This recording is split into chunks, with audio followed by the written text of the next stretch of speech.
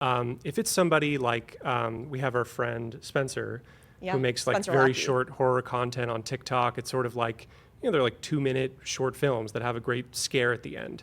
When you have somebody who makes content like that, but there's not necessarily a story, what is the first conversation? Is it you coming in and saying, I love the content you make. What types of stories do you want to tell? Because sometimes it's like you have to find how to utilize them, right? A lot of times with something like that, I would meet the person and say, like, love the stuff.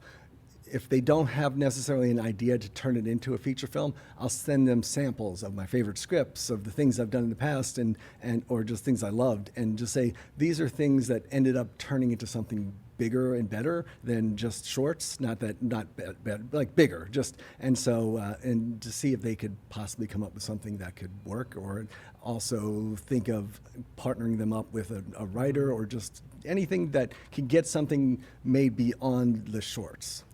And is that something about the digital space that like has kind of drawn you in the same as like that YouTube short that someone went out there with $1,000 to $20 and they made this thing? Does that also feel intriguing to you where they're like, whoa, what if I gave you a budget? Like, what does that look like to you? Or are you just like, the idea is really what I'm here for?